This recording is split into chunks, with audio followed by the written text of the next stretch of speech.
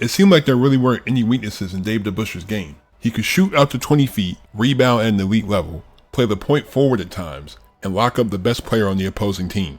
After a great career at Detroit Mercy, where he was pitching on the baseball team as well, he juggled a pro career in the MLB and the NBA for a few years. In a move that was likely made to keep him out of baseball, Dave became the youngest player coach in NBA history, although the Pistons could never quite get over the hump. However, a trade to the Big Apple would cement him as an all-time great, as he was the missing piece that the Knicks needed to win 2 titles in the early 70s. After his retirement, he was heavily involved in the game until his untimely death in 2003. Dave doesn't get the respect he deserves for his Hall of Fame career, but today's video should do him justice. Welcome to PZ Hoops, and let's get down to it.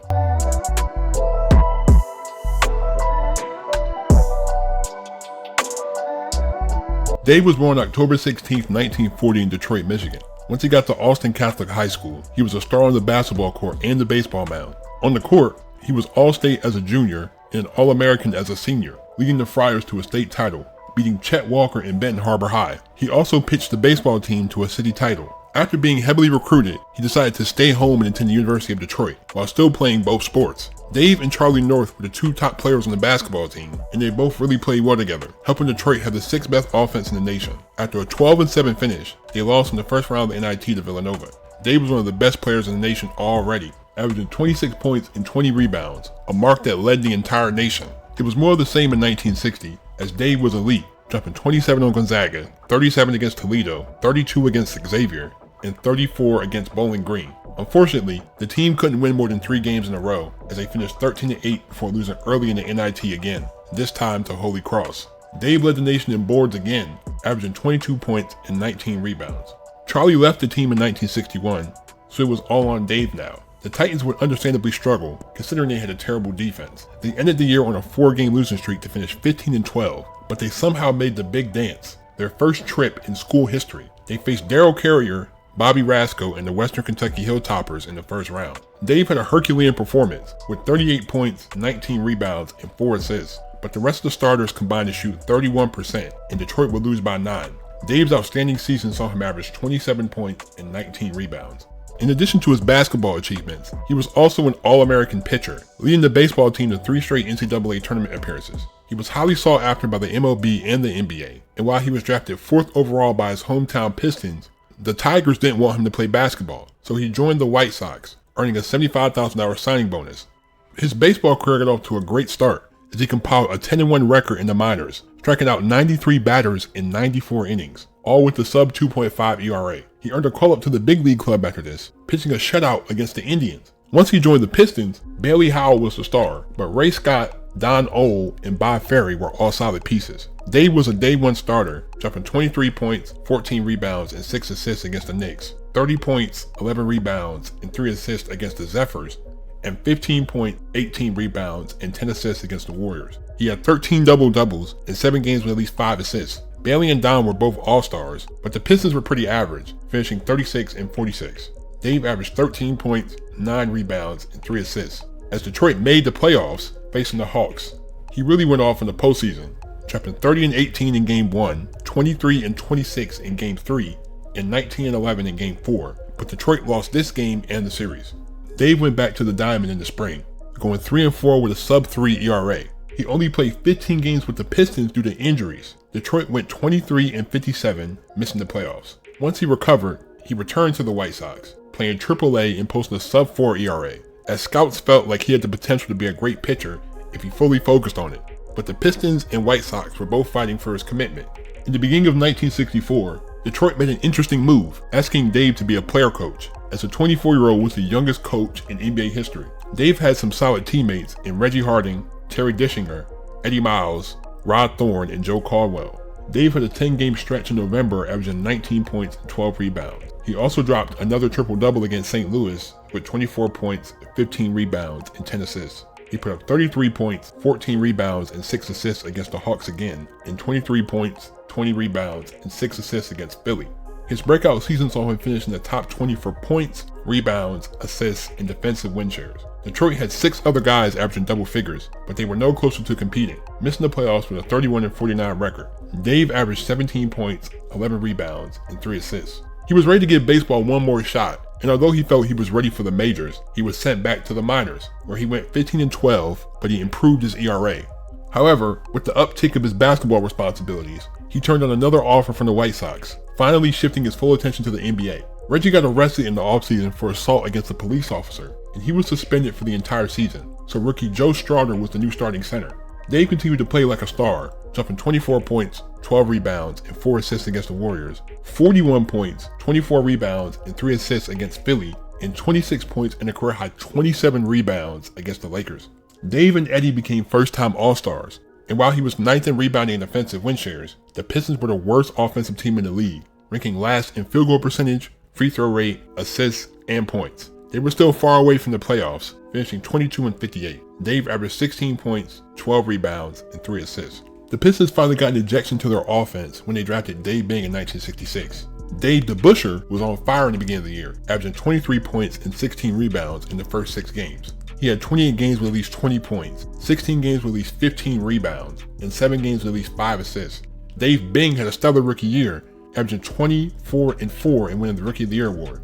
Dave Debusschere relinquished his coaching duties late in the season, as it was already lost. The Pistons still struggled offensively, finishing with only 30 wins this year. Dave's career year saw him average 18 points, 12 rebounds, and 3 assists.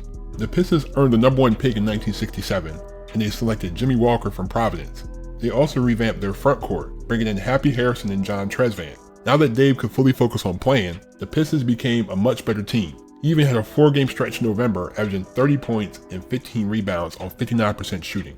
His best performance on the season was on March 15th against Detroit, with 30 points, 23 rebounds, and 3 assists. He had 7 30-point games, 25 games with at least 15 rebounds, and 6 games with at least 5 assists. Dave Bing got even better as a sophomore, averaging 27 points and making the All-NBA first team. Detroit flipped the script this year, sporting one of the best offenses in the league, but they gave up over 120 points a game. They still had a losing record, but 40-42 secured them their first postseason appearance since 1963. Dave averaged 18 points, 14 rebounds, and 2 assists. The Pistons faced Boston in the playoffs, and Dave was playing great, albeit on shaky efficiency, but Detroit was up 2-1 heading back to Motor City. He dropped 26 points and 23 rebounds in Game 5, but this was the second of 3 straight losses as the Pistons were eliminated. It was the same mediocrity in Detroit in 1968. But Dave was still elite, dropping 23 points and 25 rebounds against Phoenix, and 32 points, 22 rebounds, and 7 assists 2 weeks later against Phoenix again. But his all-around skill set was coveted around the league, so the Knicks made a move, sending Walt Bellamy and Howard Komive to Detroit for him. This trade was also due to the injury history of Cazzie Russell, so New York needed another great forward to replace him. Even in the presence of so many star players, Dave was able to adjust his game to make it work. He put up 22, 10, and 10 against the Hawks, and 38 points, 17 rebounds, and 5 assists against Philly. While he wasn't named an All-Star this year, he made the inaugural first-team All-Defense while also earning a spot on his only All-NBA team. The usual stars for the Knicks did their thing, as their elite defense helped them win 54 games. Dave averaged 16 points, 11 rebounds, and 3 assists. The Knicks faced the Bullets in the semifinals, making this the first postseason battle between Dave and Gus Johnson, as the two had a fierce rivalry. Dave wasn't the most efficient, but he was highly productive in a 4-game sweep of Baltimore. The Celtics met them in the division finals, and while the Knicks' defense was great, Boston's was even better, as Dave was held to 32% shooting in a 6-game series loss. The arrival of Dave finally meant that Willis could move to his natural center position, and he would excel. Dave dropped 24 points and 16 rebounds against the Warriors, and this was one of his 32 double-doubles. Even when his shot wasn't falling, he was still effective, shooting 2 for 17 against the Sonics, but grabbing 26 rebounds and dishing 4 assists. Dave was an All-Star and All-Defensive member again, while Willis and Walt made the first-team All-Defense as well, with Willis even winning the MVP. The Knicks would have their best season in franchise history, winning 60 games. Dave averaged 15 points, 10 rebounds, and 3 assists. New York faced Baltimore again in the semifinals, and this would be a tough back-and-forth series. Dave dropped 22 points, 24 rebounds, and 4 assists in Game 1, and 28 points, 13 rebounds, and 2 assists in the closeout Game 7. The Knicks easily handled the Bucks in the division finals, winning in 5 games and making the NBA Finals facing the Lakers. Dave wasn't afraid of the big stage, averaging 19 points and 13 rebounds in a tight 7-game series win, helping the Knicks get their first title. The Knicks didn't change anything in 1970, and they didn't really need to. Dave continued in his role, dropping 27 points, 16 rebounds, and 7 assists against the Warriors, and 33 points, 17 rebounds, and 3 assists against the Bucks. He had 44 double-doubles, finishing 17th in rebounding and 4th in defensive win shares, the best mark of his career. He had his usual accolades, while the Knicks continued to hang their hat on their defense, finishing 52 and 30. Dave averaged 16 points, 11 rebounds, and 3 assists. As New York finally faced a different team in the playoffs, matching up against the Hawks, Dave averaged his usual double-double on low efficiency, helping New York win in the gentleman's sweep. But the Bullets were back, standing in the way of another finals appearance. Dave had 4 double-doubles in this series, but he laid an egg in Game 7, dropping only 9 points on 3 of 13 shooting, as the Knicks lost by 2 points on their home floor. The Knicks committed highway robbery this offseason, trading an often injured Cazzie Russell for Jerry Lucas.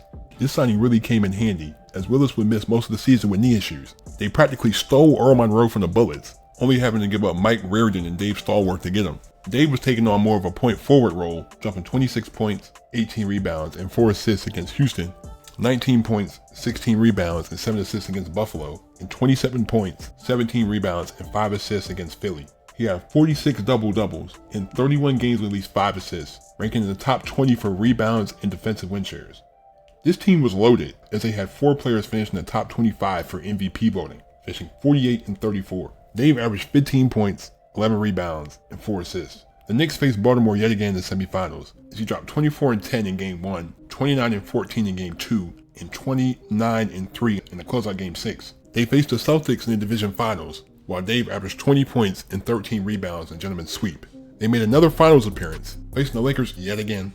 Dave had 19 points, 18 rebounds, and 6 assists in the Game 1 win, but he couldn't replicate these numbers after this, as the Lakers won this series in 5. Jerry and Willis were on their last legs, so Dave and Bill had to step it up in 1972. He continued to be elite, with a 3-game stretch in December averaging 25 points, 13 rebounds, and 7 assists. He put up a season-high 30 points and 13 rebounds against Phoenix, one of his 39 double-doubles. Bill had the only All-Star appearance of his career, while Jerry led the league with 4 triple-doubles. The Knicks were still an elite team, but it seemed like Walt was doing a lot of the heavy lifting. However, 57 and 25 was still great. Dave averaged 16 points, 10 rebounds, and 3 assists, as he faced a usual opening opponent in Baltimore. He had 2 20-point games in an easy gentleman's sweep. The Celtics gave them a dogfight in the conference finals, as Dave dropped 22 and 10 in Game 4, and 13 points, 7 rebounds, and 8 assists in Game 7, as the Knicks made their 3rd finals appearance in 4 years, facing the Lakers again. Dave really went off in the championship series, dropping 25 points, 16 rebounds, and 3 assists in Game 1, and 33 points, 14 rebounds, and 2 assists in Game 4. New York won Game 5 on the road to secure another title. Even though the Knicks just won a ring, there were noticeable chinks in the armor, especially in the front court. Willis was injured again, while Jerry was pretty much done. Phil Jackson and John Giannelli both had increased roles because of this. Earl Monroe was also hurt, so Dean Meminger got more minutes this year. Now with defensive stats being counted, Dave's impact on that end of the floor could finally be quantified. He dropped 22 points, 10 rebounds, 7 assists, and 2 steals against Cleveland, 31 points, 12 rebounds, 3 assists, 3 steals, and 2 blocks against Chicago, and 30 points, 11 rebounds, 4 assists, and 4 steals against the Warriors. He tied a career high with 41 points, 24 rebounds, and 4 assists against Buffalo. He finished 15th in rebounds and had the 9th best defensive rating in the league. It seemed like he and Walt were really carrying the team, but as long as they had their core, they would be competitive, finishing 49 and 33.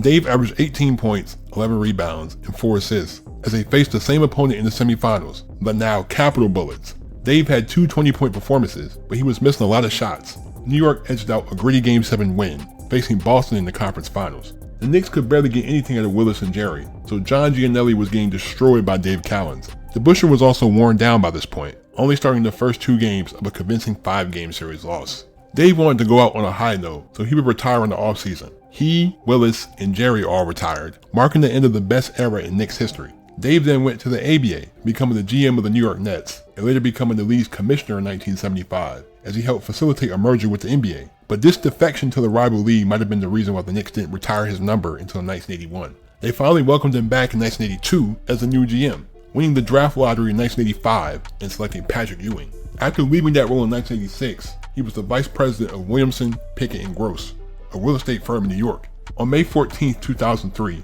Dave collapsed on a Manhattan street, passed away in the hospital from a heart attack. He was 62 years old.